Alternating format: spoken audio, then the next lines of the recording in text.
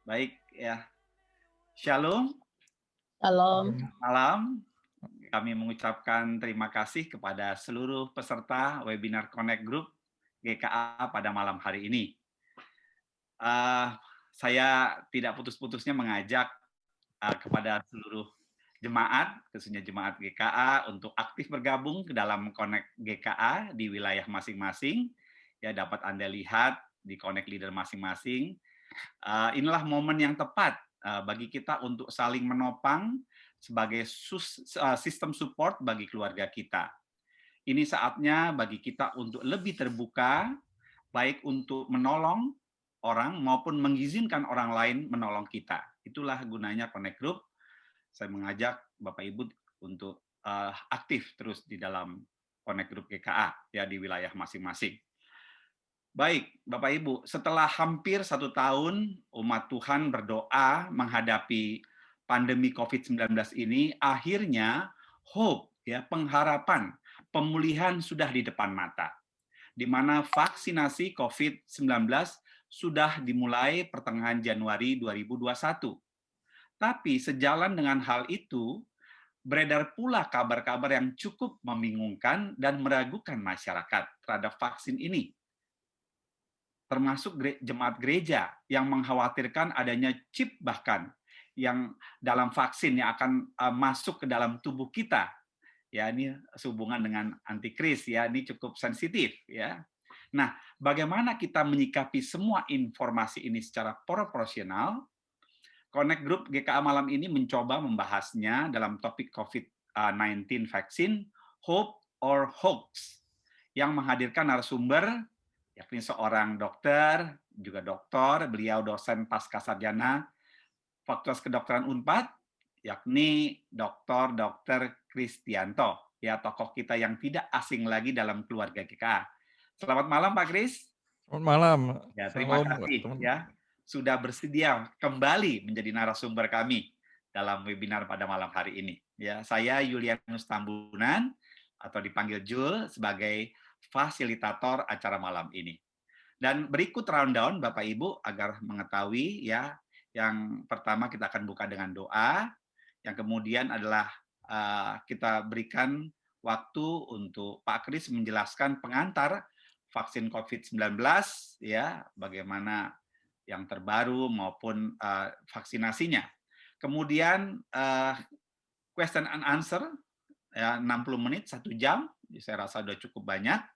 Kemudian 5 menit terakhir kesimpulan ya, hope or hoax ya.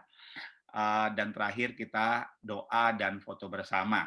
Ya, kita menghabiskan waktu durasi rencananya 1,5 jam, 90 menit. Ya. Adapun grand rule acara ini, saya mohon semua peserta untuk di mute ya audionya, kecuali narasumber dan fasilitator agar semua dapat mendengar dengan baik. Dan pertanyaan nanti diajukan cukup lewat chat dengan kode tanya aja. Kode tanya nanti akan fasilitator akan menunjuk peserta terpilih untuk dapat bertanya langsung kepada narasumber. Dan setiap peserta ketika bertanya itu wajib mengaktifkan video kameranya ya agar kita mengenal ya. Dan di segmen terakhir akan ada acara survei ya tanpa ID ya, dengan mudah, nggak usah khawatir, nggak ada ID, nggak ada identitas Bapak Ibu, dengan bebas memberikan survei pada acara kami dan foto bersama. Baik, itu ya sekedar penjelasan. Kita akan buka acara ini dengan doa. Mari kita berdoa. Bersama kita katakan Besem Ha'af Tuhaben Urwah Hakodes Elohe Ehad. Dalam nama Bapa, Putra, dan Roh Kudus, Tuhan yang Esa. Bapa kami yang bertahta dalam kerajaan surga, Bapa yang baik, Bapa yang kami kenal dalam nama Yesus, kami mengucap syukur dan terima kasih ya Tuhan, pada sore malam hari ini kami berkumpul dalam acara webinar Connect Group pada malam hari ini. Terima kasih atas kesempatan yang indah ini Tuhan. Kami mohon Tuhan berkati acara kami, biar Engkau berkenan Tuhan memakai acara ini untuk menjadi berkat bagi kami, untuk memperlengkapi jemaat Tuhan di dalam menyikapi vaksinasi yang sedang digalakan oleh dilakukan oleh pemerintah kami. Tuhan yang memberikan hikmat, kekuatan, kesehatan yang sempurna kepada narasumber kami, Pak Kris ya Tuhan, dan juga seluruh peserta yang sudah mendaftar agar kami semua boleh bergabung dan kami boleh semua menikmati acara ini untuk menjadi berkat bagi kami semua. Urapi kami Tuhan, biarlah Engkau berkati seluruh sarana dan prasarana kami, agar semua boleh berjalan dengan baik, sehingga dapat dinikmati oleh seluruh yang hadir pada malam hari ini. Terima kasih Bapa, biarlah semua ini kami kembalikan untuk hormat dan kemuliaan bagi nama-Mu. Terpujilah Engkau Tuhan kekal selama-lamanya di dalam nama Yesus. Haleluya. Amin. Amin. Baik Pak Kris, kami berikan waktu untuk memberikan pengantar vaksinasi COVID. Ya, Silakan. apa yang kita harus ketahui sebetulnya dari vaksinasi ini adalah apa itu vaksin. Nah, kalau kita berbicara apa itu vaksin, maka yang harus diperhatikan eh, apa sih materi yang diberikan di dalam vaksinasi itu. Vaksinasi adalah satu pemberian zat, sesuatu zat yang dimasukkan ke dalam tubuh kita untuk menyebabkan satu proteksi atau satu eee, pembuatan sistem imunisasi di dalam tubuh kita. Nah, konten dari vaksin ini bisa mikroorganisme, bisa virus yang dilemahkan, atau virus yang dilemahkan atau yang dimatikan, atau protein, atau bagian-bagian dari virus, atau bahkan dengan teknologi yang baru ini adalah dengan cara memasukkan satu materi genetik dari virus itu, sehingga tubuh kita atau sel-sel kita bisa menjadi, pabrik daripada pembentukan vaksin ini. Ini yang, harus kita ketahui sebetulnya. Nah, kalau kita bicara vaksin atau, eee, imunisasi ya, kita sebut juga imunisasi. Imunisasi artinya menambahkan atau membuat satu kekebalan tubuh kita. Nah, imunisasi sendiri di dalam daur hidup kita itu dibagi menjadi 2 bagian besar sebetulnya. Yang satu adalah imunisasi yang, eee, secara natural, secara aktif kita dapat, atau imunisasi yang pasif yang kita dapat. Kalau kita tahu imunisasi yang aktif itu adalah dibagi 2 lagi, yang satu apa, natural, yang natural itu dibagi aktif dan pasif juga. Yang pertama, eee, yang natural ini bisa kalau kita terkena penyakitnya, Covid misalnya. Orang-orang yang terkena Covid pasti, eee, pasti keluar zat antinya secara langsung ya. Nah, keluar zat anti ini, itu disebut imunisasi aktif yang secara natural kita dapat. Atau imunisasi aktif yang artifisial, yang kita kenal sekarang adalah vaksinasi. Kita diinjeksi materi genetik atau virus yang dilemahkan atau virus yang dimatikan, maka tubuh kita membuat atau membentuk, satu imunitas tubuh kita. Atau kalau kita bagian lainnya adalah, passive immunity atau imunitas pasif, juga bisa didapat secara natural. Misalnya melalui ASI, anak kita ya disusui oleh ibunya, maka, antibodi ibu bisa masuk ke dalam anak. Atau ibunya pernah terkena misalnya campak, anak itu tidak akan terkena campak sampai umur sekian gitu. Ini adalah imunisasi pasif yang secara natural. Tapi imunisasi pasif ini juga bisa secara artifisial. Yang kita kenal sekarang adalah, eee, plasma konvalesens misalnya. Pemberian plasma dari manusia yang sudah pernah terkena Covid diberikan kepada orang-orang yang sakit Covid. Nah, eee, yang artifisial ini juga bisa juga dengan, pembentukan antibodi secara rekombinan, kita buat di pabrik dan dimasukkan ke dalam, tubuh manusia. atau yang kita sebut imunoterapi. Nah, sesuai dengan konsep penciptaan manusia sebetulnya. Kejadian 1 ayat 31 mengatakan Tuhan, eee, setelah menciptakan segala sesuatu, maka Tuhan ngomong itu adalah sungguh amat baik di mata Tuhan. Begitu juga pula dengan sistem kekebalan tubuh kita. Sistem kekebalan tubuh kita dibagi 2 bagian besar. Yang satu adalah sistem kekebalan tubuh yang secara langsung keluar. Banyak sekali sel-sel kita, sel-sel, pertahanan tubuh kita, atau kalau kita boleh umpamakan badan kita sebagai satu negara, banyak sekali tentara-tentara dan setiap tentara mempunyai tugas-tugas khusus gitu. Ada pemukul taktis atau pasukan gerak cepat yang begitu ada masuk, musuh, dia hancurkan langsung. Ada puluhan sel-sel yang khusus untuk menghancurkan, bakteri, virus, atau, mikroorganisme lain yang masuk ke dalam tubuh kita. Tapi juga ada sistem pertahanan tubuh yang adaptif atau yang slow response. Nah, yang slow response ini justru yang lebih tajam kepada penyakitnya atau yang kita kenal sebagai antibodi. Nah, antibodi ini di dalam tubuh manusia itu dibuat secara khusus untuk menghadapi antigen tertentu. Jadi misalnya antibodi COVID terhadap virus COVID, antibodi misalnya demam berdarah terhadap virus demam berdarah. Jadi kalau misalnya kita periksa antibodi demam berdarah, orangnya baru kena COVID, nggak mungkin jadi positif gitu.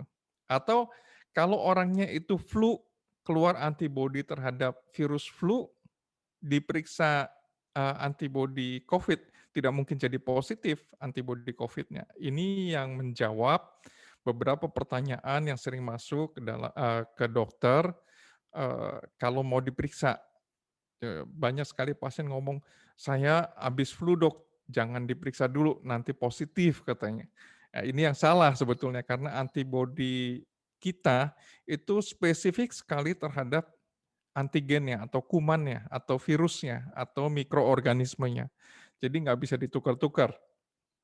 Nah, antibodi di dalam tubuh kita juga banyak sekali, ada beberapa macam, ada imunoglobulin A, imunoglobulin D, imunoglobulin E, imunoglobulin G, imunoglobulin M. Nah, imunoglobulin G dan M ini yang paling sering, diperiksa pada infeksi virus karena lebih lebih, eee, berperan aktif. Imunoglobulin M sebagai pertahanan pertama. Jadi di setiap sel-sel, kita sebut namanya beta sel. Beta sel itu, eee, yang akan memproduksi antibodi. Di setiap setiap, sel-sel beta sel itu ada antigen reseptornya, itu lebih ke imunoglobulin M. Jadi kalau misalnya ada bakteri atau virus masuk, imunoglobulin M itu akan timbul dulu.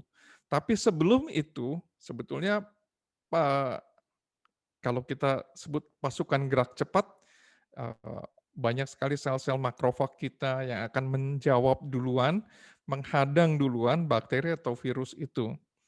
Cuma sayangnya karena, pasukan gerak cepat ini tidak didesain khusus untuk virus-virus khusus, maka, dia perlu extra effort untuk melawan virus-virus tertentu gitu. Sehingga dibutuhkan banyak sekali tenaga untuk menghancurkan virus-virus yang belum dikenali.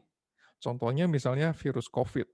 Kalau virus COVID masuk ke dalam tubuh, maka banyak sekali pasukan gerak cepat kita harus mempertahankannya, harus banyak. Artinya satu virus mungkin menghadapinya mesti berapa tentara gitu.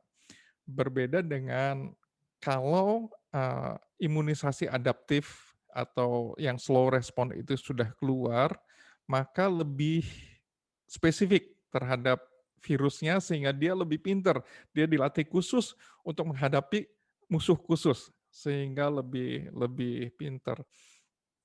Nah, ini perlu waktu. Timbulnya antibodi itu perlu waktu, kira-kira mungkin sekitar 14 sampai 21 hari baru mulai keluar nih imunoglobulin G.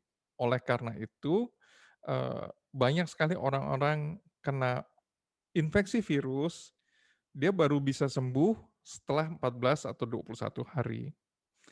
Nah, satu virus itu harus dihadapi, eee sayang gambarnya nggak bisa ditampilkan. Jadi satu virus itu harus dihadapi banyak sekali antibodi sebetulnya di dalam tubuh, baru bisa diatasi si virus ini.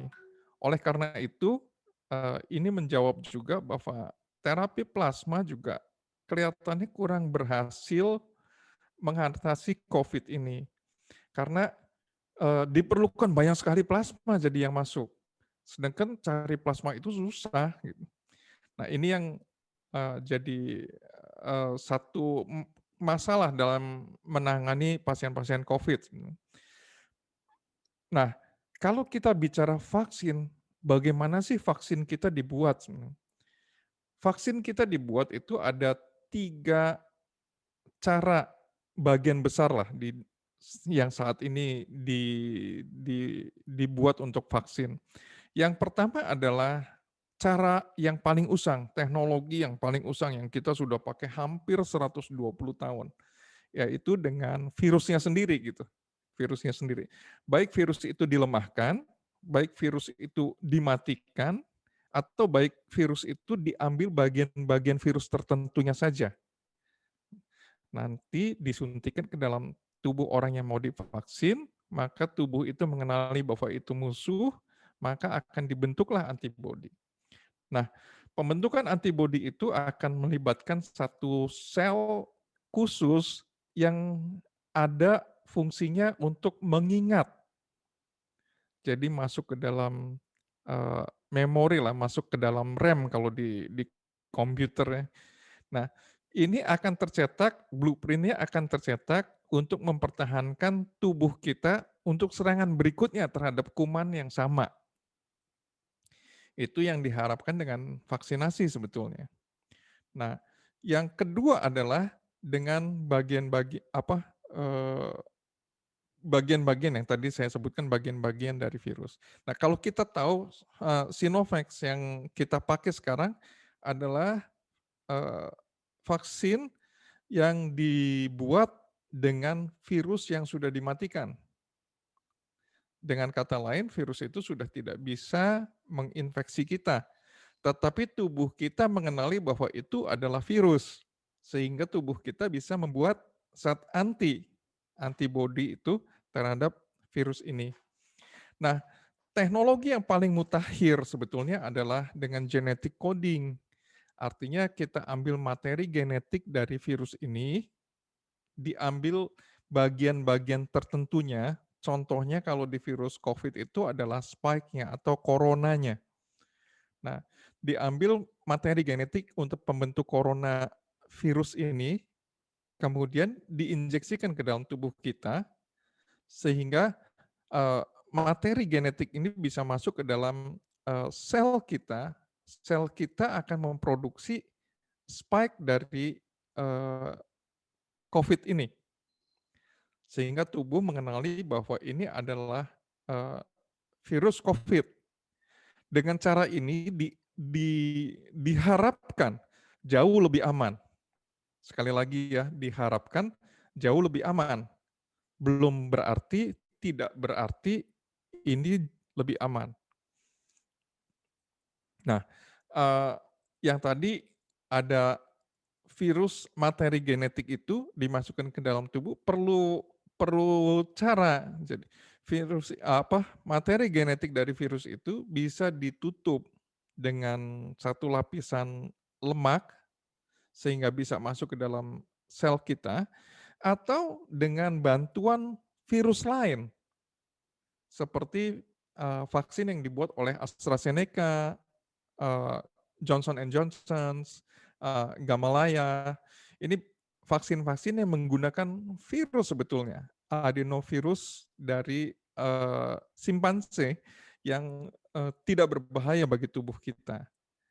Sehingga virus itu bisa memasukkan materi genetik virus COVID itu, tubuh kita membentuklah bagian-bagian dari virus COVID ini. Teknologinya rumit sekali, baru sekali, eee, paling mutakhir dibandingkan dengan teknologi usang yang digunakan oleh Sinovac. Tetapi patut kita ingat bahwa Sinovac itu, eee, teknologinya sudah digunakan ratusan tahun, lebih dari hampir 120 tahun. Dan dalam perjalanan pembuatan vaksin ini, tidak pernah tidak berhasil gitu, untuk, memvaksinasi atau mengimunisasi manusia. Seperti misalnya vaksin polio yang kita gunakan sekarang, itu adalah, virus yang dimatikan gitu. Nah, dibandingkan dengan materi genetik tadi yang digunakan oleh Pfizer, Moderna, AstraZeneca, Johnson& Johnson, Gamalaya, Novavax, itu adalah materi genetik dengan teknologi sangat mutakhir saat ini. Walaupun demikian, eee, perjalanan pembentukan vaksin mutakhir ini, walaupun sudah lama, tercatat dari tahun 1952 pem apa, vaksinasi virus Zika, Ebola, HIV, H5N1 kalau kita masih ingat kemarinnya SARS, flu Hong Kong, H1N1, MERS, H10N8, eee itu adalah vaksin-vaksin yang sekarang sedang dikembangkan untuk, mengobati penyakit-penyakit ini, dengan teknologi-teknologi yang baru. Tetapi dalam perjalanan, pembentukan vaksin dengan teknologi yang baru ini, paling sedikit sampai detik ini, tercatat belum pernah ada yang, berhasil sebetulnya. Nah, kalau kita lihat vaksin life cycle, itu pertama kali ide pembentukan vaksin dibuat, itu dari basic research-nya atau, riset riset dasarnya, sampai ditemukan, sampai preklinik studies atau, riset prekliniknya pada hewan, itu memakan waktu juga puluhan tahun. Apalagi masuk ke fase 1, fase 2, fase 3, atau fase clinical studies. Itu juga makan waktu puluhan tahun. Sehingga perjalanan pembentukan vaksin ini paling sedikit bisa 10 tahun, bahkan lebih gitu. Tadi Zika sudah lebih dari 50 tahun mungkin ya, mau 50 tahun. Dan sampai sekarang juga masih belum berhasil sekali sih. Nah, ini yang harus kita perhatikan bahwa perjalanan vaksin ini panjang sekali sebetulnya pembentukannya gitu. Banyak sekali vaksin-vaksin yang sekarang dikembangkan untuk membentuk satu vaksinasi baru. Nah, khusus untuk COVID sendiri paling tidak tercatat ada ratusan research di dunia yang sudah dicatatkan untuk, membuat satu vaksin, COVID. Ada kira-kira mungkin 132 yang akan segera menyusul lagi gitu, yang masih masuk dalam, studi preklinik atau studi klinik. Yang sudah masuk ke studi klinik fase 1, 2, 3 baru sedikit sih. Eee, kita tahu, perjalanan vaksinasi pembentukan vaksin, COVID ini dimulai pada Maret tahun 2020, Moderna melaporkan sudah memasuki fase klinik pembentukan vaksin, COVID ini. Nah, kalau dihitung-hitung dengan segala modalitas yang kita punya, segala kemampuan yang kita punya, karena seluruh ahli-ahli di dunia itu mencurahkan, perhatiannya kepada COVID ini, dan semua budget negara juga dimasukkan ke dalam COVID ini, maka kalau dihitung-hitung kira-kira kira-kira keluarnya vaksin ini bisa sekitar 18 bulan, dimulai dari awal tahun kemarin. Sehingga perkiraannya, ini perkiraan pertengahan tahun yang lalu, itu akan keluar vaksin bisa disetujui untuk digunakan adalah September tahun 2021. Dengan banyaknya penelitian-penelitian di dunia gitu. Eee, yang tercatat pada pertengahan tahun kemarin saja, yang sudah memasuki fase 3 penelitian klinik itu, dari China punya 3 vaksin yang sudah didaftarkan, dari Amerika punya 1 vaksin, dari India baru masuk fase pertama, dari UK 1 vaksin yang sudah masuk ke fase 3. Jadi 5 vaksin ini yang, kemarin dikeluarkanlah emergency use authorization dari, Badan Kesehatan Dunia, tanggal 2 Desember tahun 2020. Ada 5 vaksin ada 5 vaksin yang, sudah direstui untuk digunakan. Vaksin mRNA yang sekarang banyak digunakan oleh Pfizer, BioNTech, Moderna, eee, yang virus vector dari AstraZeneca, Gamalaya, inactive virus, inactive virus itu Sinovac dan Bharat. Ada lagi protein subunit dari Novavax, dan ini semua masuk ke dalam emergency use authorization. Jadi artinya emergency use authorization semua vaksinnya sudah masuk ke, clinical trial, clinical studies tahap 3, fase 3, dan sudah memberikan laporan interim atau laporan setengah jadi lah nih, bahwa vaksin ini aman, bisa digunakan. Mengingat pandemi COVID yang begitu besar di dunia. Jadi itu artinya emergency use authorization. Banyak sekali yang bertanya.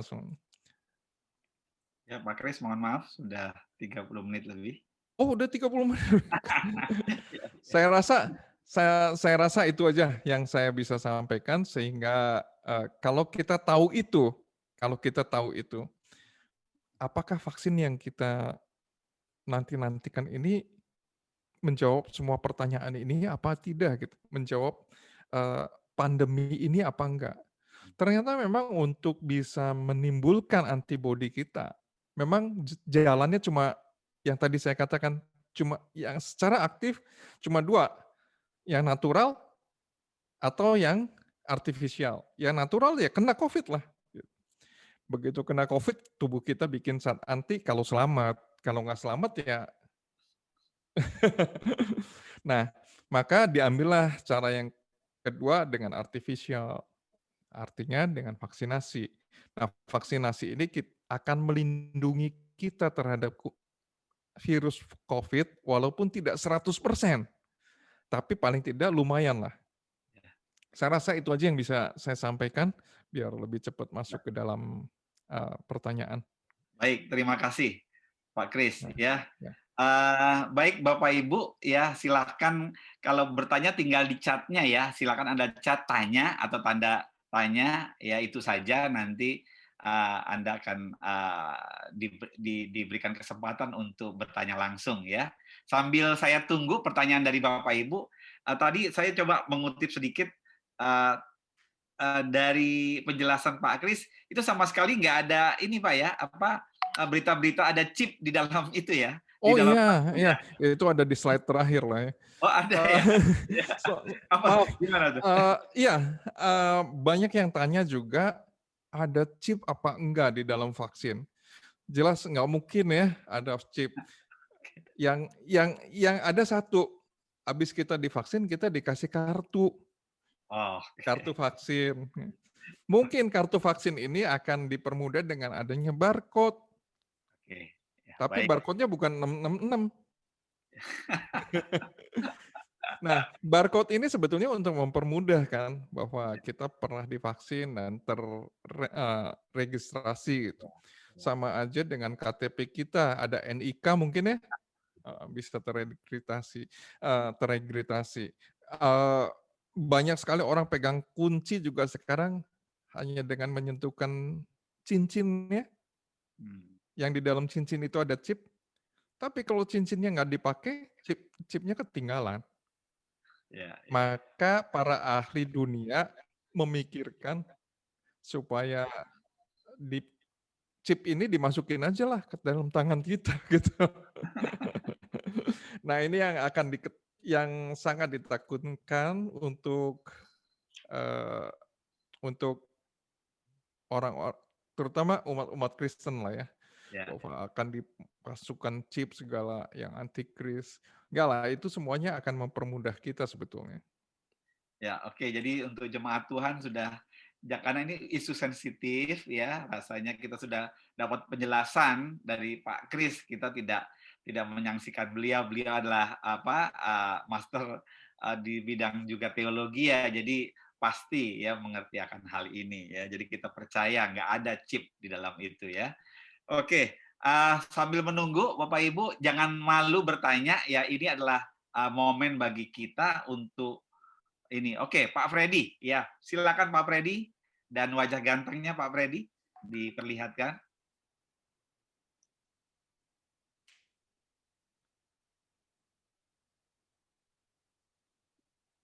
Ya silakan Pak.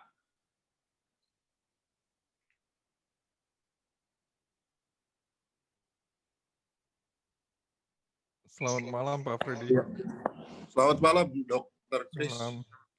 Ya, saya ada pernah membaca, ini nggak tahu yang nulis ahli atau bukan, bahwa vaksin yang cocok untuk orang Timur adalah Sinovac, karena yang meneliti juga dari China. Kebetulan kita di Indonesia ada banyak kemiripan dengan China dibanding vaksin-vaksin lain, yang dari Astra, Moderna, atau Pfizer, atau kalau orang Sunda nyebutnya Pijer. Bagaimana penjelasan dokter? Ya. Terima kasih. Masih Pak, masih pertanyaannya. Ini yang banyak sekali juga ditanyakan oleh pasien-pasien saya juga gitu, bahwa mana sih vaksin yang lebih baik untuk kita, atau lebih tajamnya mana yang lebih aman untuk kita. Saya rasa semua vaksin itu aman. Bagaimanapun juga vaksin ini sudah melalui tahapan uji klinis. Saya juga sering meneliti di sini juga hadir guru besar saya, Profesor Dr. Sudikdo Adi, pembimbing saya juga.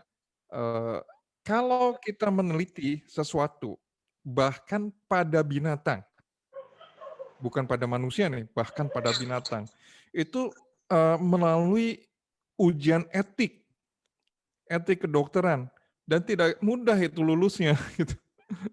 Jadi walaupun pada binatang sekalipun, itu diperhatikan sekali secara etis, diperhatikan secara resiko dampak dari penggunaan obat yang kita masukkan atau kita intervensi. Sehingga semua vaksin yang sudah dilegalkan, yang sudah diberikan izin, itu sudah pasti aman, tidak mungkin tidak aman.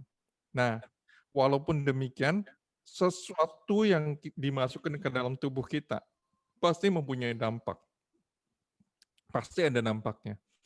Baik dampak yang diharapkan, timbulnya antibodi, maupun dampak yang tidak diharapkan. Gitu.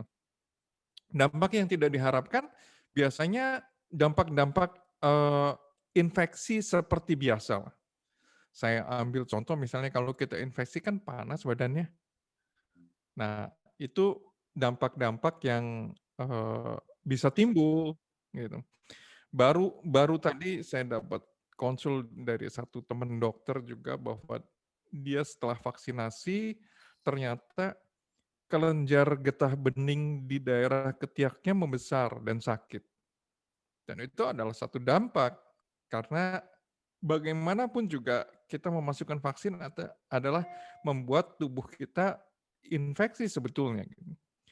Maka nggak ada masalah sebetulnya dampak-dampak kecil seperti itu efek samping biasa yang timbul karena memang reaksi antigen dan antibodi kita. Seperti itu Pak. Jadi kalau saya suruh pilih Sinovac atau Pfizer, Ya sebetulnya sama semua. Yang jadi masalah Pfizer pakai teknologi baru. Yang tadi saya katakan. Sinovac pakai teknologi lama. Tapi ini udah teruji. Hampir 120 tahun nggak pernah gagal. Kenapa kita nggak terima ini? Karena kita punya Sinovac. Nah, ini yang jadi masalah. Vaksin itu di dunia sedang rebutan. Apapun vaksinnya akan disikat sama satu negara gitu. Itu pun masih belum cukup. Dan prediksinya kita akan bisa tervaksinasi semua seluruh dunia itu baru pertengahan tahun depan. Jadi apa yang bisa sekarang ya kita gunakan. Nah, kalau dilihat dari hasilnya, bagaimana hasil bagian dari virus dan virusnya yang dimasukkan, atau virus mati atau virus hidup, maka virus hiduplah yang paling banyak menimbulkan antibodi. Gitu. Dalam hal ini yang betul-betul virus ya Sinovac gitu. Saya rasa itu yang bisa menjawab. Oke. Ya, terima kasih dok penjelasannya. Tuhan memberkati. Amin. Ya, terima kasih. Oke, saya tunggu yang lain. Dr. Chris, ini Ya. kalau saya baca ya ada beberapa vaksin ya di Norwegia katanya ada dengan habis vaksinasi Pfizer ada yang meninggal, terus di California, USA, Moderna sempat di stop ya karena ada reaksi alergi setelah divaksin. Kemudian juga di Santa Ana, California ya mendapatkan vaksin kedua, terus dia meninggal. Ini saya nggak tahu nih apakah memang ini karena vaksin atau karena apa nih? Mungkin Dr. Chris pernah mendengarnya gitu. Iya, penelitian yang di California itu 44.000 pasien yang divaksinasi dengan Pfizer atau Moderna, yang meninggal ada 6 orang. Yang kalau kita penelitian kan ada 2 kelompok ya, yang satu kelompok placebo, yang satu kelompok vaksin. Placebo itu kita berikan sesuatu yang tidak bermakna lah. Ini ada kucing saya ikut-ikutan. Nah, yang diberikan placebo ternyata mati 4 orang. Yang diberikan vaksin, yang meninggal 2 orang. Nah, diteliti lagi yang 2 orang itu meninggal karena penyakit kardiovaskular. Ya, 1 stroke, 1 serangan jantung. Dan kita ketahui bahwa stroke dan serangan jantung itu penyakit yang harus lama keluar, nggak bisa cepat. Oleh karena itu diambil kesimpulan bahwa itu bukan karena vaksin. Ya, jadi tenang aja bukan karena vaksin. Bukan karena vaksin. Kecuali yang di Norwegia itu lain, karena yang divaksin itu adalah para lansia. Nah, Pfizer sendiri belum pernah meneliti untuk lansia, kecuali Moderna. Moderna sudah pernah meneliti untuk lansia dan hasilnya cukup baik. Dan puji Tuhan, baru kemarin keluarlah emergency authorization untuk Sinovac penggunaan untuk lansia. Dan Badan POM sendiri sudah menerbitkan izin edar untuk lansia. Karena hasil penelitiannya baru 2 hari yang lalu dipublish di jurnal ilmiah Lancet. Ternyata penelitian untuk lansia menggunakan Sinovac itu berhasil. Mempunyai efek imunogenitas yang cukup tinggi. Jadi nggak usah khawatir, nggak usah khawatir. Jadi jelas ya. Jadi jemaat juga cukup menangkap menurut saya ini sesuatu informasi yang bagus gitu ya. Jadi tidak perlu ragu ya. Tapi gini Pak Kris, waktu kita baca ya di Indonesia katanya cuman saya nggak tahu efektivitas atau apa ya istilahnya cuma 65%, itu maksudnya apa? Apakah memang kita ada kemungkinan dari 100 orang yang vaksin 35%-nya lagi masih tetap kena vaksin Apa seperti itu yang dibilang 65% seperti bagaimana Pak Kris? Ya, itu adalah angka efikasi. Efikasi artinya efektivitas vaksin dalam penelitian kedokteran. Nah, dikatakan Sinovac yang kita buat penelitiannya juga fase 3 di Universitas Pajajaran, itu efikasi vaksinnya sekitar 65,3%. 65,3%. Nah, 65,3% ini angkanya keluar dari sebetulnya, jadi kalau 2 kelompok yang kita berikan vaksin satu, yang tidak diberikan vaksin satu atau placebo ya. Nah, di placebo misalnya yang tertular 100 sekitar taruh kata 100 orang. Nah, terus yang di kelompok vaksin sekitar 35 orang. Itu efektivitasnya jadi 65%. Ya, artinya di kelompok vaksinasi tetap ada yang tertular. Gitu. Oh. Nah, kalau kita melihat data seperti ini, kita harus lihat juga bukan hanya angka efikasi, tetapi angka bagaimana setelah itunya, bagaimana angka itu diambil. Saya ambil contoh misalnya penelitian AstraZeneca dikatakan pada penelitian di Brasil, angkanya menunjukkan sekitar 50 sekian persen efikasi. Tapi ternyata dari yang kena ini, kelompok vaksinasi dan tertular COVID, ternyata nggak ada satupun yang masuk COVID yang berat. Bahkan tidak ada satupun yang mati dibandingkan kelompok placebo.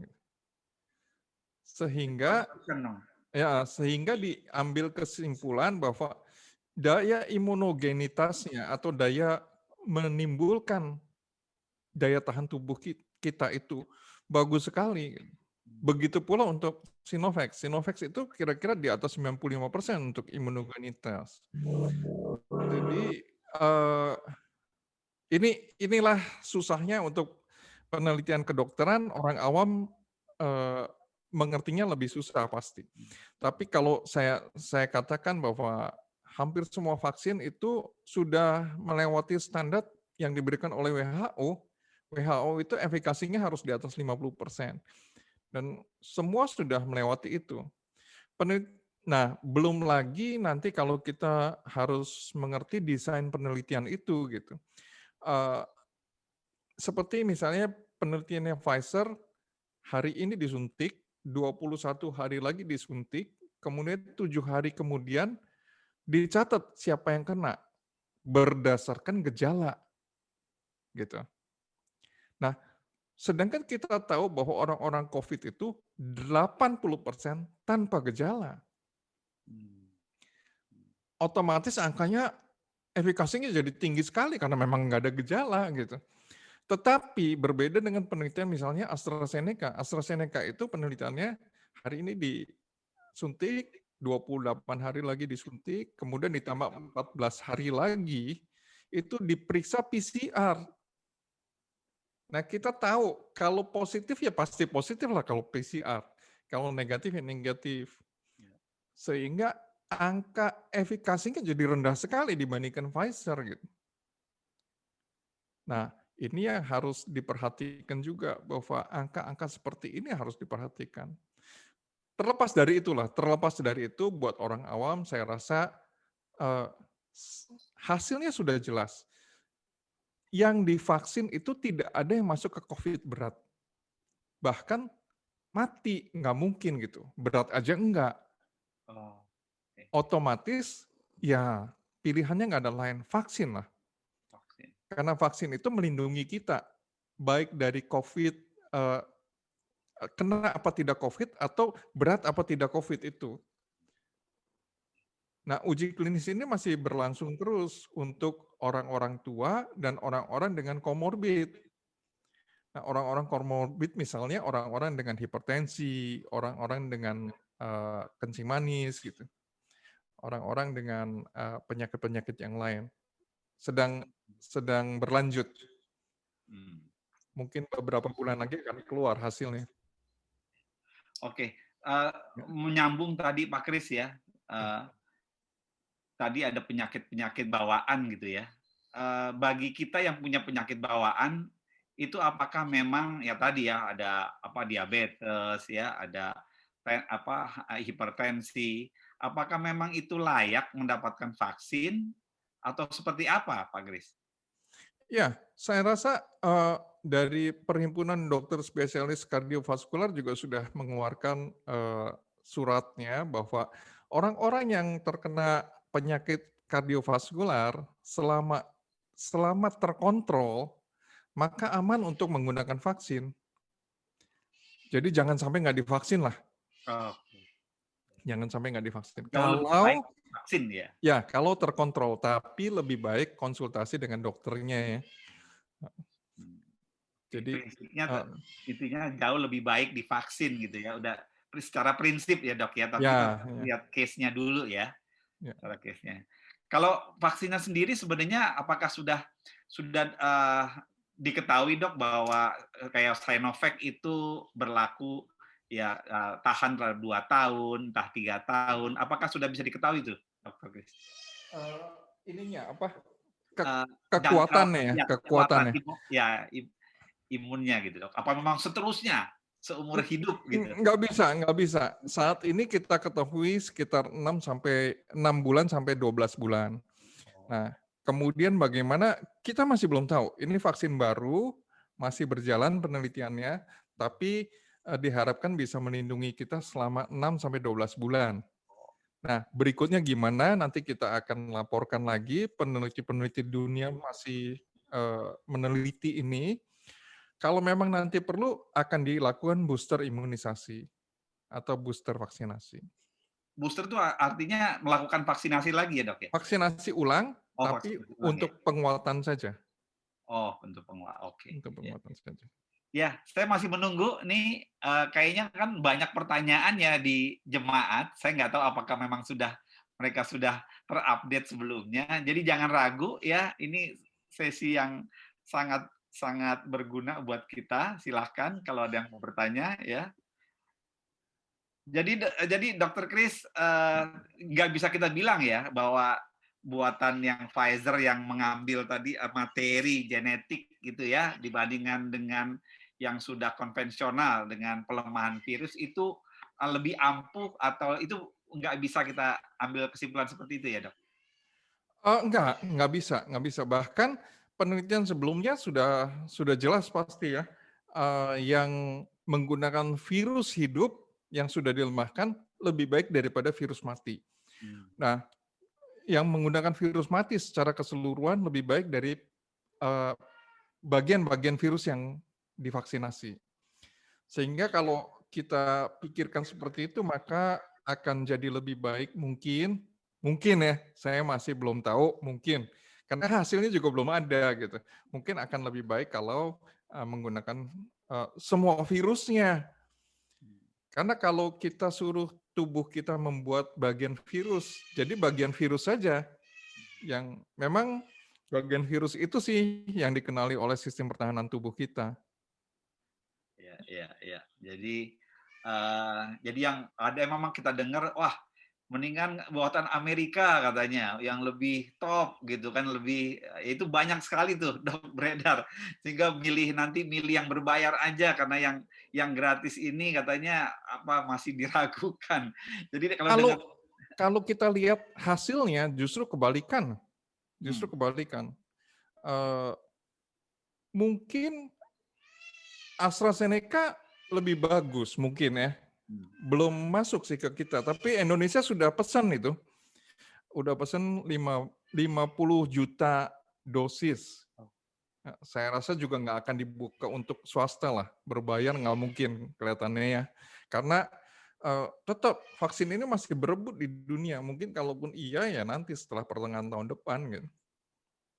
Kenapa dok AstraZeneca kemungkinan lebih bagus tuh? hasilnya Hasilnya kemungkinannya lebih bagus, kemungkinannya. hasil Tapi deteksinya, Dok, ya? kita masih belum tahu lah, masih belum tahu. Dari uji klinis gitu ya? Ya, Berdasarkan uji klinisnya, Dok, ya? bayangkan saja Sinovac yang kita teliti sekarang itu mempunyai imunogenitas yang di atas 95%. Jadi bagus sekali, saya rasa bagus sekali. Kenapa mesti kita tolak itu? Sekali lagi, prinsip pembentukan vaksinasi yang digunakan oleh Sinovac ini adalah yang sudah kita lakukan hampir 120 tahun dan tidak pernah tidak berhasil. Sekali lagi, polio yang kita gunakan itu tekniknya seperti ini gitu. Sampai sekarang. Tapi kalau saya balik lagi, justru teknologi mutakhir yang digunakan Pfizer, Moderna, atau yang lain-lain ini justru belum mencatatkan keberhasilan. Nah, itu yang kita sebut emergency use authorization. Karena apa? Ini emergency, kita memerlukan itu. Kenapa digunakan teknologi yang baru? Karena teknologi ini dibuatnya gampang. Lebih mudah daripada dibuat dengan virus yang dimatikan. Karena kita harus membiarkan virusnya, mematikannya, menjamin amannya, dibandingkan dengan materi genetik saja gitu. Nah, kenapa teknologi ini diambil? Karena kita perlu cepat. Di dunia ini perlu cepat, makanya diambil teknologi seperti ini gitu. Ya. Wah, kita jadi semakin yakin gitu ya. Jadi nggak ada keraguan ya. Kalau saya dengar kayak gini sih, saya nggak meragukan sama sekali. Ini udah mantap sekali. Bapak Ibu, saya masih menunggu. Apakah memang sudah pada ini semua? Sudah ya, puji Tuhan ya. Kalau memang sudah pada firm semua ya. By the way, tadi Dr. Chris ngomong selalu emergency use. Bedanya dengan normal use apa sih? Kok kayaknya ada saya lihat kan semua tahapan-tahapan sudah dilakukan. Kenapa masih dibilang emergency use gitu?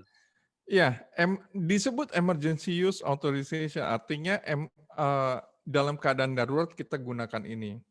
Kenapa? Karena dalam keadaan normal itu pembuatan vaksin itu perlu waktu paling sedikit 10 tahun. Paling sedikit 10 tahun. Tapi ingat, dalam keadaan normal kita nggak semuanya bergelut pada vaksinasi, pembentukan vaksin ini. Ini kan dalam keadaan darurat, semua peneliti dunia sedang meneliti COVID. Dan semua dana dicurahkan dari seluruh dunia untuk meneliti COVID. Oleh karena itu, vaksin COVID bisa cepat berhasil. Karena semua sumber daya, semua tenaga dicurahkan untuk ini. Ini ada satu pertanyaan, Dok, ya. Katanya kalau orang yang sudah kena vaksin, apakah paru-parunya tidak sesehat sebelumnya? Ya, ini pertanyaan bagus. Betul sekali. Jadi gini, bukan vaksin tapi COVID ya. Tadi yang ditanyakan COVID kalau apa? Kalau sudah kena vaksin. Oh, salah. Enggak, kalau sudah kena penyakit COVID. Oke. Kalau sudah kena penyakit COVID, maka paru-parunya, karena paru-parunya kan kena, kita sebut namanya pneumonia atau infeksi paru. Nah, infeksi paru itu ibaratnya kita buat luka lah kalau di kulit. Flek gitu ya. Kalau luka, maka bisa sembuh nggak bisa. Cuma nggak mungkin seperti kulit biasa gitu. Nah, di paru-paru pun demikian. Gitu, Dok, ya? Ada bekasnya pasti. Nah, untuk menghilangkan itu, maka diperlukan latihan. Ada berapa teknik pelatihan paru-paru lah untuk bisa mengeluarkan lagi, membuat fungsi paru-paru ini menjadi baik lagi. Nah, latihannya apa? Latihan pernafasan jelas pasti gitu. Jadi orang-orang yang telah terdampak COVID, kena COVID itu paru-parunya pasti meradang. Dan dengan peradangan itu sembuhnya pasti akan menjadi masalah. Oleh karena itu, ya harus dilatih lagi untuk kembali sempurna. Jadi bukan vaksin ya, bukan vaksin, COVID. Ya, ada pertanyaan, silakan Pak Jojo, ya, Pak Jojo silakan ditampilkan wajahnya. Selamat malam. Mbak Jojo. Selamat malam, Dokter. Selamat malam. Malam. Saya mau nanya, kalau untuk yang sudah menjadi penyintas COVID itu sebaiknya divaksin atau nggak perlu vaksin lagi ya, Dok? Ya, ini pertanyaan bagus lagi. Jadi penyintas COVID itu gimana? Mau divaksin apa enggak? Ya, jawabannya ya. Karena satu hal, vaksinasi COVID itu bisa dianggap sebagai booster imunisasi. Jadi sebaiknya memang divaksin lagi. Nah, bagaimana cara taunya? Ya kita harus periksakan antibodinya. Gitu. Kalau antibodi tubuhnya sudah turun, ya harus divaksinasi ulang. Nah, karena ini vaksin masih berebut, maka penyintas COVID dianjurkan ditunda vaksinasinya. Kasihan yang belum pernah kena gitu. Nah, tapi kalau memang mau tahu pasti, kita bisa periksakan antibodi tubuh kita terhadap kuman COVID. Itu sih jawabannya. Kalau di lab, alat ceknya apa tuh, Dokter? Yang untuk antibodi itu, cek apa namanya? Cek antibodi COVID. Antibodi COVID. Beberapa lab besar sudah bisa melakukan. Oke, terima kasih, Dokter. Terima kasih, Pak. Ya, terima kasih, Mbak Jojo. Jadi artinya kalau sudah ada antibodinya, berarti dia sudah punya ini ya, Dok ya, punya imunologi ya. Punya imunitas. Imunitas. Ya, cuma itu ada levelnya. Ada levelnya. Yang kita sebetulnya masih pelajari sampai detik ini. Saya ambil contoh misalnya penyakit hepatitis B lah. Hepatitis B itu bisa diperiksa titer antibodi hepatitisnya, hepatitis anti-HBs diperiksa kalau memang titernya di bawah 100 satuannya, maka harus dilakukan imunisasi booster. Walaupun antibodinya masih ada. Tapi kalau tidak di booster, takut kena. Nah, COVID juga pasti seperti ini, cuma kita masih belum tahu aja, belum ngerti aja.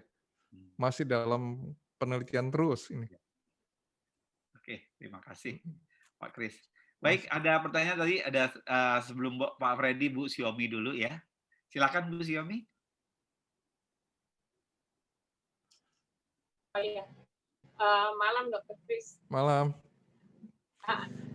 Gimana kabar? Mau tanya, ini baik. Mau tanya Dokter Kris, untuk yang vaksin yang sekarang ini ada, apakah dia juga bisa untuk vaksin kan ini COVID katanya virusnya mulai bermutasi tuh. Virus baru akan timbul lagi virus baru. Nah, dengan vaksin ini apakah bisa mengimbangi dengan virus yang bermutasi tadi atau gimana? Ya, ini pertanyaan bagus juga. Ini semua menakutkan ini. Karena kalau kita bicara virus bermutasi, semua virus bermutasi. Jadi bukan cuma COVID. Mungkin di sini ada Dokter Titi, nanti bisa urun. Dokter Sunaryati ini adalah salah satu peneliti dari penelitian fase 3 Sinovac di Indonesia. Beruntung kita hari ini beliau hadir, mungkin bisa menjelaskan nanti. Ini kalau bermutasi, ya memang semua bermutasi. Cuma selama mutasinya tidak terlalu lah ya, antibodi kita bisa walaupun tidak bermutasi sekalipun, tetap saja. Tadi saya katakan kita punya innate immunity atau imunitas yang menghadang langsung sebetulnya virus-virus. apalagi kalau kita sudah punya, itu pasti lebih bagus lagi. Mungkin Dr. Titi bisa bantu untuk menjelaskan penelitian Sinovac di Indonesia. Silakan, Ibu. Berkenan.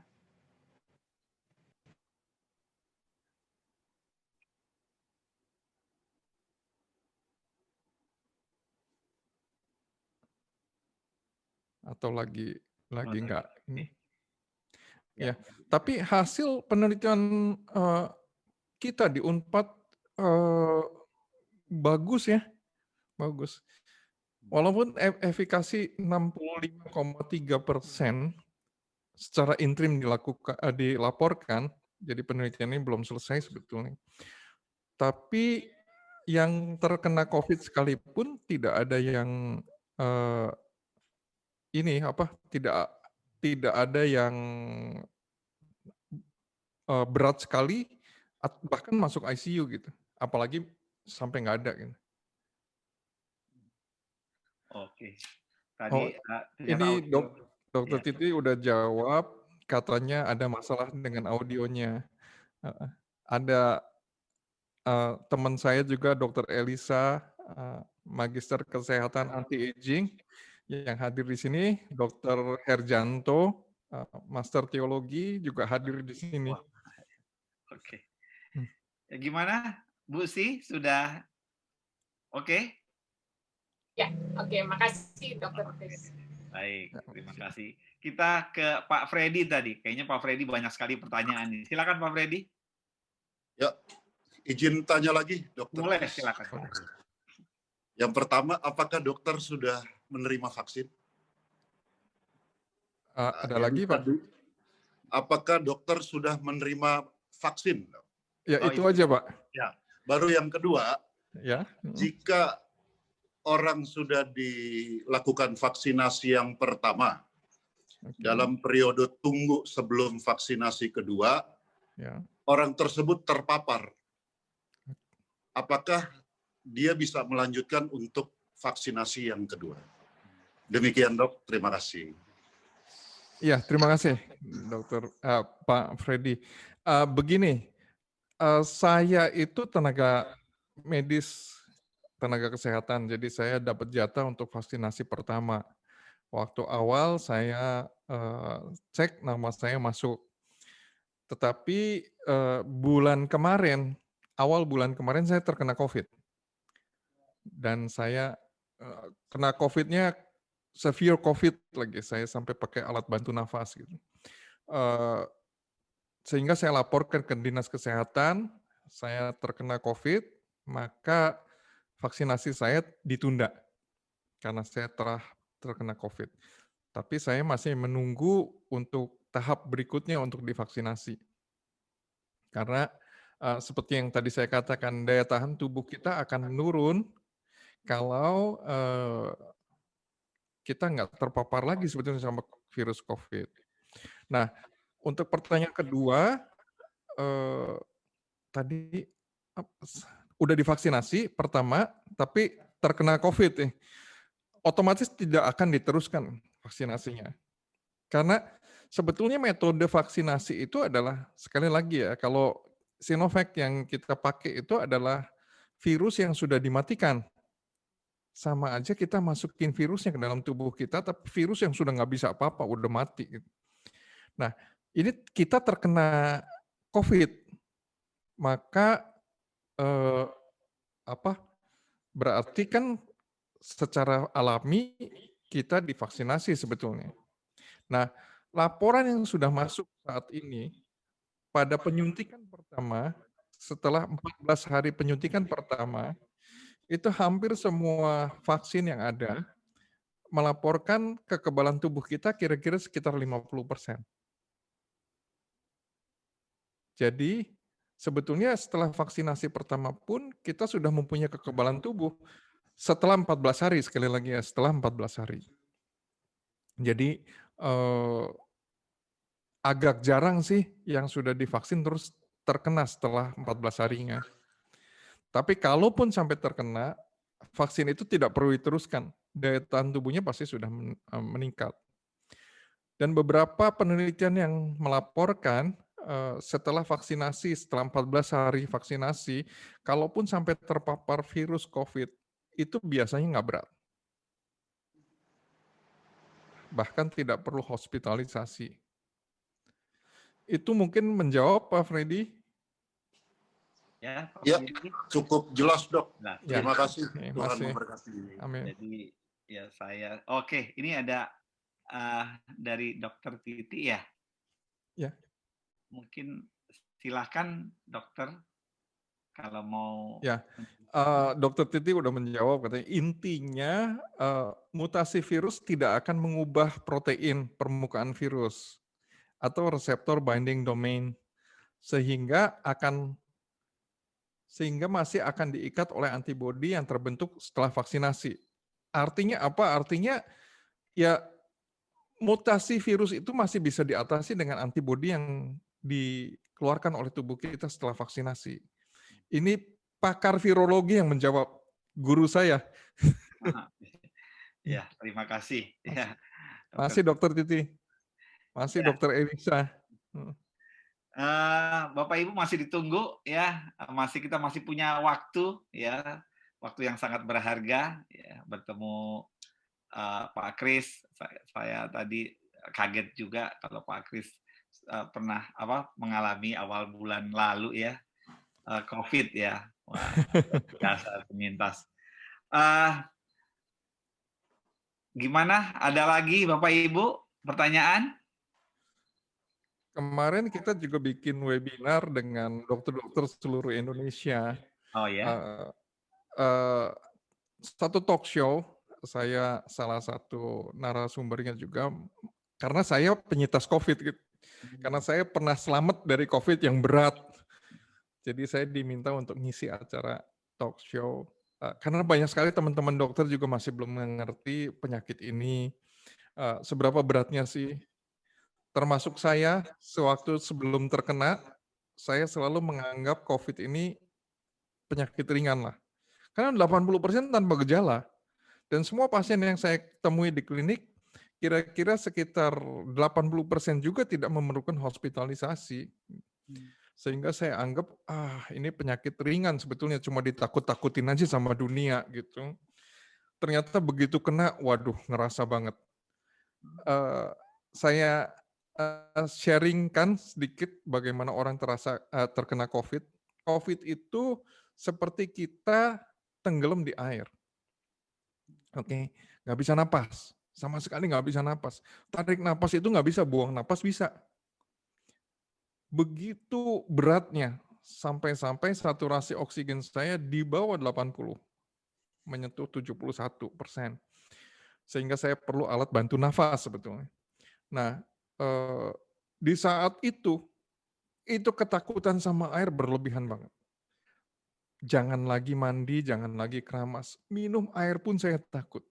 Karena takut tenggelam. Begitu beratnya. Dan di saat down seperti itu, apa yang dirasakan? Ya rasanya mau mati. Udah mikir tuh, tabungan ada berapa, anak istri saya bisa hidup apa enggak. Begitu ketakutannya, walaupun saya dokter. Jadi ya memang harus diwaspadai sekali lah. COVID ini bukan penyakit yang main-main sebetulnya. Karena sampai detik ini masih ada yang menganggap enteng ini penyakit.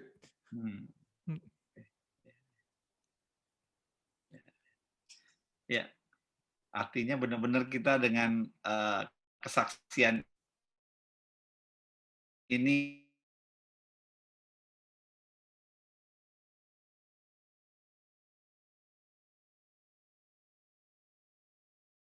tiga kali masuk dari gereja gitu. Saya ingatkan sekali lagi bahwa ibadah itu sebisa mungkin kita online dulu lah. Bagaimanapun juga berkerumunnya orang ini, saya ambil contoh satu gereja family dari GKA berkumpul di malam Natal. Ada 1-2 orang yang kena COVID. Satu gereja kena semua. Jadi tolong diperhatikan sekali Ya, kalaupun mau mengantisipasinya, Pak Joel kemarin ngomong rapid antigen, setiap kali masuk gereja rapid antigen. Oh ya boleh, nggak ada masalah itu. Cuma kan hidung lama-lama jadi tambah gede nih lubangnya. Ditusukin terus gitu. Ya, Dok. Ya, oke, baik. Tadi kesaksian yang bagus sekali buat pembelajaran kita ya. Masih ditunggu ya, Bapak Ibu, pertanyaannya. Saya ada satu tadi pertanyaan, kalau belum ada ya saya lupa. Oke, Dok, kan biasanya kita ini yang namanya general check up juga kan jarang gitu ya, benar-benar ngecek apakah kita punya penyakit bawaan. Itu gimana tuh, Dok? Kan biasanya kita ya udah dengan ini aja, dengan still yakin aja. Oke, kita vaksin, ditanya ada penyakit, nggak ada kan? Memang kita nggak pernah general check up gitu. Itu bagaimana, Dok? Ya, saya rasa general check up satu keharusan lah ya. Bagaimanapun juga kita khususnya yang usianya sudah mulai lanjut.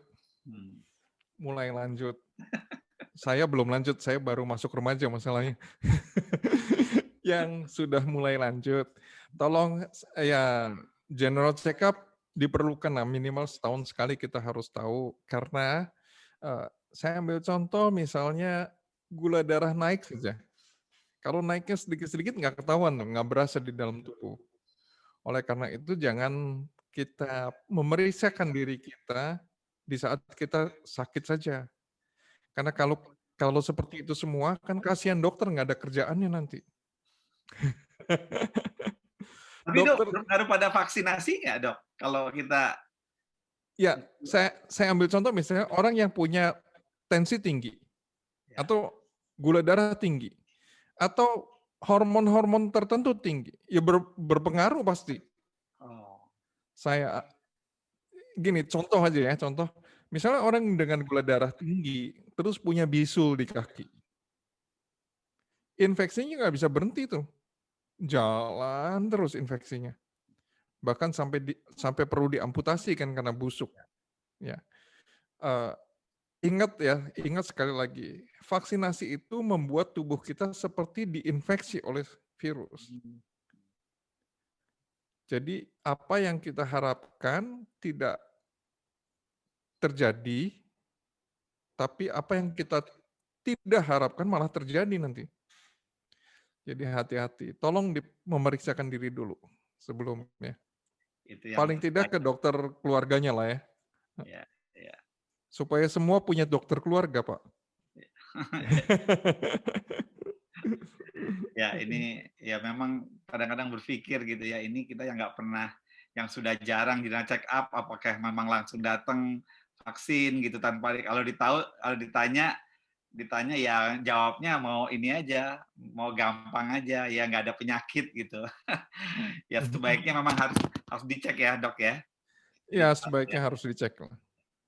Baik, gimana para jemaat, para pemirsa, para peserta, adakah yang masih meragukan atau masih ada pertanyaan yang belum jelas ya? Atau Pak Freddy mau tanya lagi ya? Silakan. Kalau memang sudah jelas semua ya, is okay gitu loh. Ya. Ada? Nggak ada lagi? Berarti semua sudah ini semua nih ya, sudah nggak ragu nih ya. Ya, saya sih berharap dengan acara ini jemaat diperlengkapi gitu ya, diperlengkapi dengan knowledge ya, sehingga kita dengan yakin tanpa keraguan ya untuk menerima vaksin ini. Oke, Bu Siomi ada lagi pertanyaan, silakan Bu.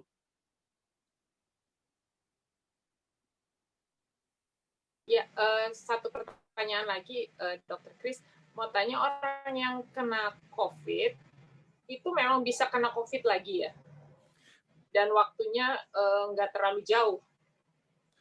Iya, itu aja, Bu Siomi? Iya, itu aja. Ya. Oke. Mau tanya kenapa bisa terkena lagi?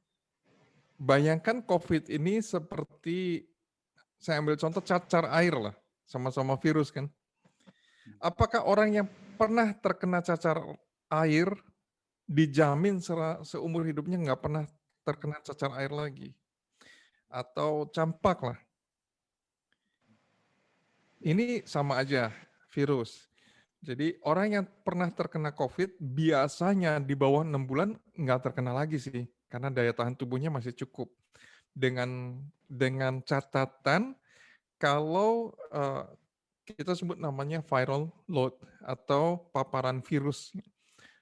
Dengan catatan paparan virusnya nggak banyak. Kalau paparan virusnya banyak tetap aja kena. Tetap aja kena. Saya dengan kondisi badan yang cukup prima, setiap hari olahraga, suplemen semua saya makan, dengan ruangan praktek dan ruangan klinik saya semuanya saya berikan semua proteksi, UVC, ozonizer, HEPA filter untuk virusnya, buat menyaring virusnya. Tetap aja kena. Tetap aja kena, karena paparan virusnya terlalu tinggi. Semua alat-alat yang saya gunakan nggak bisa melindungi saya sebetulnya. Nah, ini yang harus diperhatikan sekali. Jadi jangan sampai orang yang sudah pernah COVID terus jalan-jalan tanpa masker, tenang-tenang aja. Atau orang-orang yang sudah divaksin COVID. Terus, oh udah tenang aja, saya sudah divaksin COVID. Keluar tenang-tenang aja, kumpul-kumpul sama teman-teman, nggak pakai masker, makan-makan, bahkan beribadah segala kan. Ini juga yang sesuatu yang tidak diharapkan. Sekali lagi, kita masih belum tahu penyakit ini. Bahkan di penyakit-penyakit yang kita tahu pun bisa terulang lagi sakit ini. Jadi tolong diperhatikan, bukan berarti jaminan 100%. Tetapi ini pasti menolong. Pasti menolong. Walaupun tidak 100%, pasti lebih dari 50%. Efikasinya kan begitu. Apalagi imunogenitas yang di atas 95%. Jadi sudah pasti melindungi kita dari penyakit yang berat. Bukan asal penyakit saja. Kalau asal penyakit saja mungkin bisa kena. Tapi penyakit yang berat sudah terlindungi lah paling tidak. Oke, Bu Siomi. Ya, oke. Makasih Dr. Chris. Makasih. Ya, yang penting tadi prinsipnya yang saya tangkap bahwa divaksinasi jauh lebih baik ya daripada tidak, karena kalaupun tadi kena ya ada perlawanan Pak Chris ya, tidak seberat kalau dia tidak divaksin. Itu yang saya tangkap. Jadi jauh lebih baik ya akan divaksin. Oke, tadi ada Pak Rujianto Sumantri. Ya. Silakan Pak Rujianto.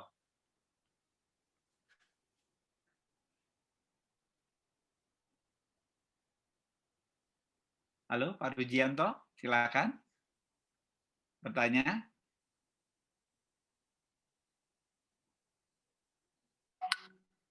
Pak Rujianto, kalau belum, oke Pak Freddy dulu ya. Pak Rujianto saya belum lihat. Ya Pak Freddy, ya silakan Pak. Jangan bosan Dok, nanya lagi. Pertanyaan singkat Dok, apakah dalam upaya pencegahan vitamin D lebih baik dari vitamin C? Demikian Dok. Ya, pertanyaan yang bagus.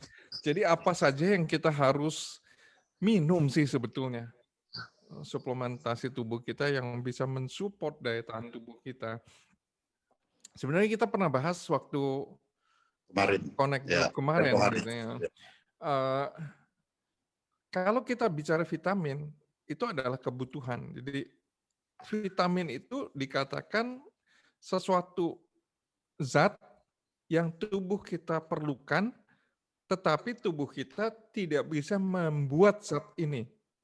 Dengan kata lain, vitamin itu esensial sebetulnya bagi tubuh kita. Kita tidak bisa hidup dengan normal tanpa ini. Nah, tadi ditanyakan vitamin D lebih baik dari vitamin C. Enggak. Karena semua vitamin itu baik. Semua vitamin itu kita perlukan. Jadi ya harus bersama-sama gitu. Kebutuhan vitamin C di saat pandemi COVID ini diharapkan masukannya di atas 1.500 mg. Vitamin D itu diharapkan di atas sekitar 4.000 international unit. Vitamin E diharapkan bisa dimasukkan sekitar 400 international unit. Dan bukan itu aja, ada zinc. Zinc itu diharapkan minimal 40 mg per hari. Atau kita sebut selenium, misalnya selenium itu diharapkan sekitar 50 sampai 100 mikrogram per hari. Nah, ini semua yang harus kita support. Bukan itu aja, banyak asam amino esensial yang kita perlukan untuk mensupport imunitas tubuh kita. L-glutamin misalnya, saya sendiri minum seharinya sekitar 1.000 sampai 2.000 mg per hari. Atau phospholipid fatty acid, kalau secara kedokteran, atau omega 3 yang ikatannya fosfolipid itu diperlukan kira-kira sekitar minimal 2.000 mg per hari. Ini semua yang akan menunjang daya tahan tubuh kita. Tapi sekali lagi, ini kita bicara hanya suplemen. Suplemen itu berarti makanan ya. Nah, kita juga punya pilar yang lain, olahraga misalnya. Percuma makanan kita bagus, tapi kita nggak pernah latih badan kita. Bahkan Alkitab kita pun berkata demikian. Percuma kita olahraga, kita jaga badan, kita suplementasi dengan baik, makan kita dijaga baik, tapi orangnya nggak tidur-tidur atau tidurnya kurang terus. Gitu. Atau kebalikannya, tidurnya kebanyakan terus. Itu juga percuma. Atau semuanya sudah baik, makanan kita baik, olahraga kita baik, tidur kita baik, tapi hati kita tidak baik. Ya, orangnya stres terus misalnya. Makanya Amsal mengatakan hati yang gembira adalah obat. Nah, ini semua pilar-pilar kehidupan ini harus dijaga. Belum lagi kalau kita masuk lebih lanjut lagi dari 5 pilar anti-aging, olahraga rutin teratur, maka nutrisi yang baik, hormonal yang baik. Yang satunya sih penampilan yang baik ya. Estetika kita memang harus dijaga juga ya. Kalau bisa umurnya sudah mendekati 60, penampilan 20 tahun.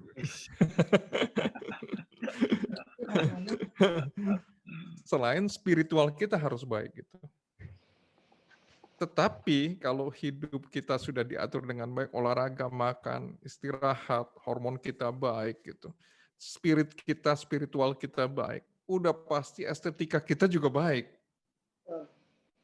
Benar ya? Jadi ya itu tolong dijaga Pak. Jadi bukan cuma vitamin D saja, tetapi yang lain-lainnya juga nih Pak. Supaya kita bisa terhindar dari semua penyakit, bukan cuma COVID. Ya, oke, Pak Freddy. Ya, terima kasih Dok, Tuhan memberkati. Amin. Oke, satu pertanyaan lagi kita kasih kesempatan Pak Rujianto Sumantri. Ya, Pak Rujianto, silakan. Halo, Pak Rujianto. Pak Rujianto tadi angkat tangan.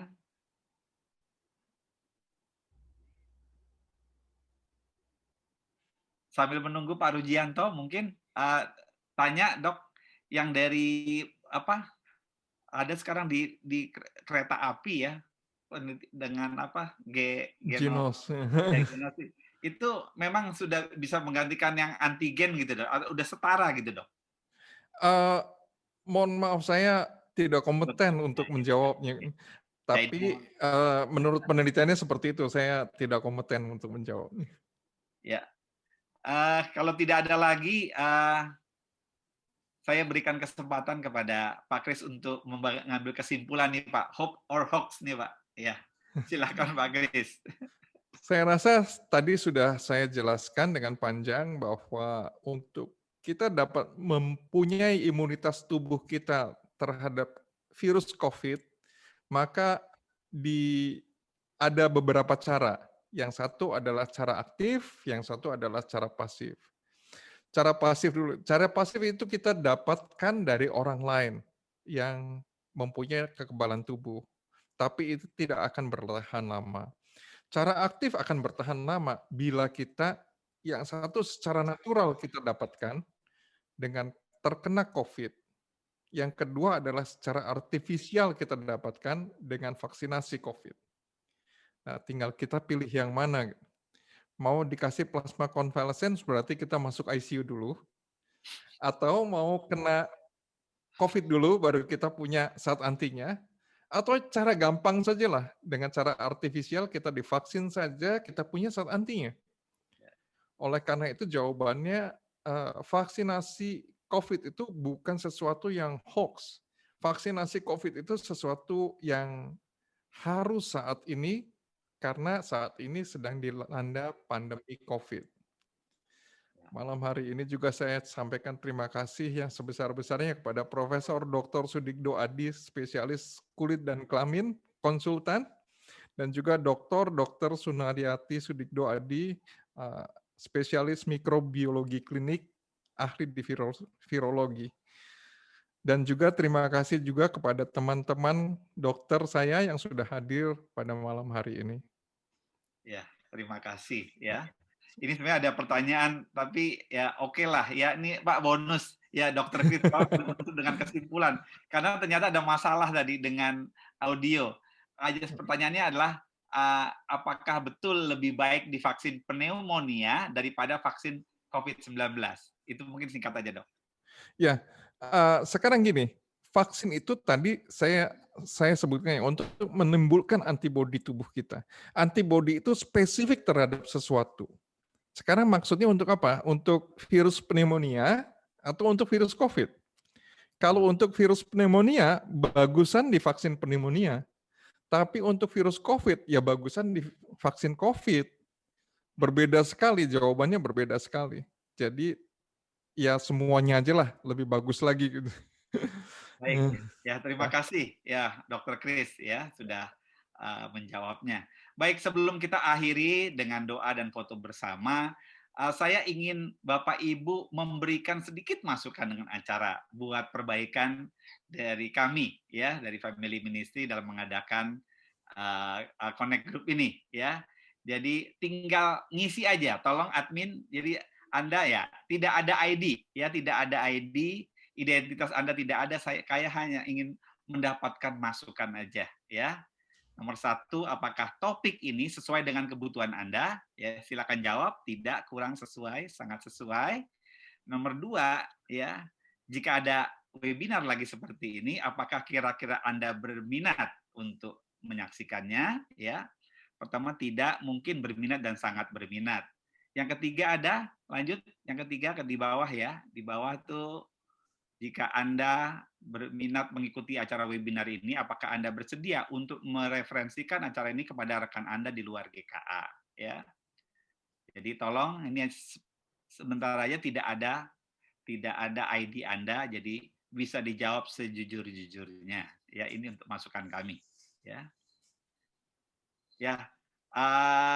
baik, untuk itu sebelum kita foto kita mau tutup dulu ya dengan doa ya.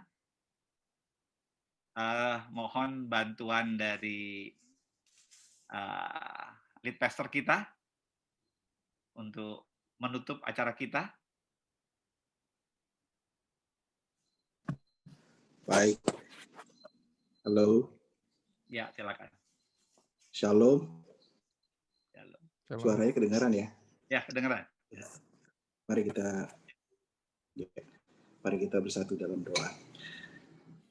Bapa kami yang di surga, Tuhan kami yang baik, Tuhan kami yang maha pengasih dan maha penyayang, Tuhan yang kami kenal dan kami sapa di dalam nama Yesus Kristus, anak-Mu yang tunggal, junjungan kami yang ilahi. Ya Tuhan, kami bersyukur karena pada kesempatan di malam hari ini, sungguh kami boleh mendapatkan begitu banyak berkat lewat dari pemaparan dari Pak Kris, juga dari pertanyaan-pertanyaan teman-teman lewat acara ini, sehingga kami jauh lebih mengerti tentang apa itu vaksin. Kami percaya Tuhan,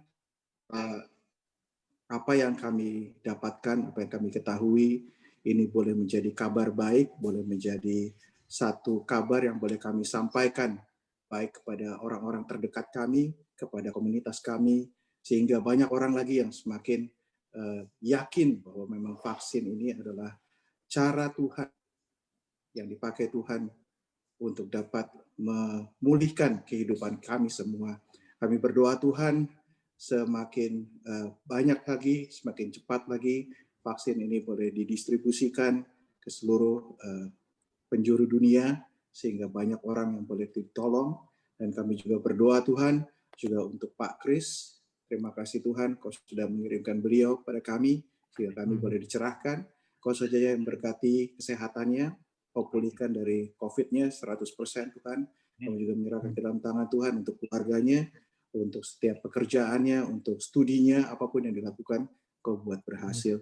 Kami juga berdoa Tuhan untuk Pak Jul, juga untuk kami semua yang menjadi partisipan di acara ini Tuhan. Engkau saja Tuhan yang boleh memberkati kami. Jauhkan kami semua dari sakit penyakit, berkati kami semua juga di dalam setiap usaha dan pekerjaan kami. Terima kasih Bapa, terpujilah nama-Mu. Di dalam nama Yesus Kristus kami berdoa.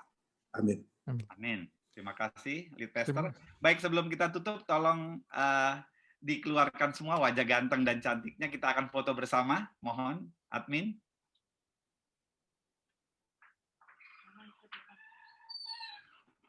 Ya, semua tolong videonya untuk open.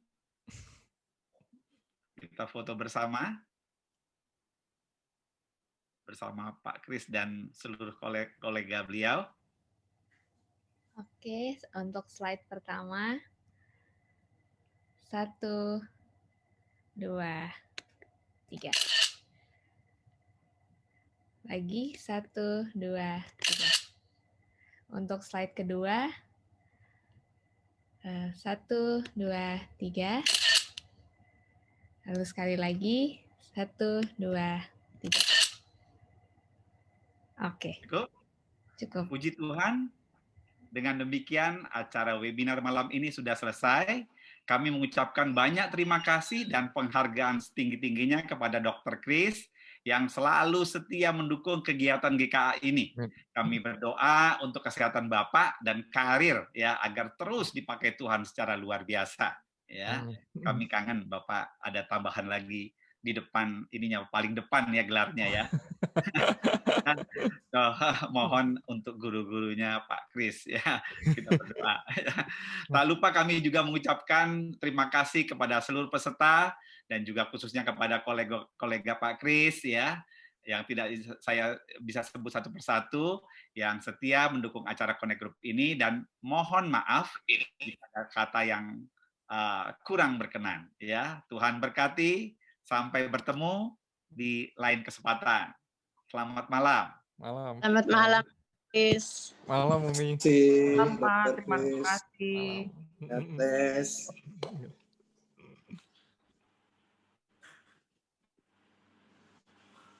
Sampai ketemu lagi Pak Kris. Oke, bye semua.